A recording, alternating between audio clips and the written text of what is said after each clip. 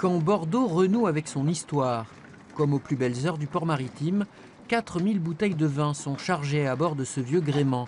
Deux viticulteurs girondins tentent ce retour au transport à la voile, une façon pour ces vignerons bio de prolonger leur démarche écologique. Produire du vin, c'est bien. Mais après, par rapport au carbone, par rapport à ceci, vous êtes hors norme, donc vous êtes comme tout le monde. Donc ce qu'il faut, c'est faire des expériences. Et là, il y a une belle expérience. Une expérience lancée depuis 4 ans par une société brestoise qui affrète de vieux voiliers. Quand ils ne promènent pas les touristes, le Biche se transforme en cargo. Restauré par une association bretonne, cet ancien tonnier des années 30 a quitté Lorient vendredi, direction l'Île-Dieu, puis Bordeaux, pour faire le plein de marchandises. On a droit à une dizaine de tonnes à bord du bateau. Donc, effectivement, c'est pas un porte-conteneur, on ne peut pas prendre énormément de fret.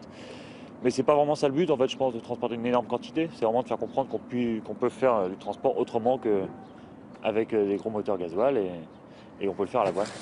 Échalotes, bière, vin, toutes ces marchandises seront labellisées transportées par voilier. Une plus-value symbolique pour un mode de déplacement plus lent et plus coûteux, mais rentable selon ses concepteurs.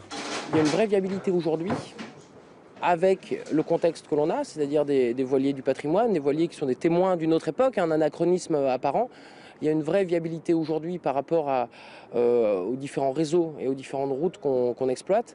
Et il y a en plus des perspectives avec l'idée de construction de grands cargos à voile. Le Biche appareillera jeudi matin. Le vin de Bordeaux et les autres marchandises seront déchargés à Nantes et repartiront vers l'Angleterre à bord d'un autre voilier cargo.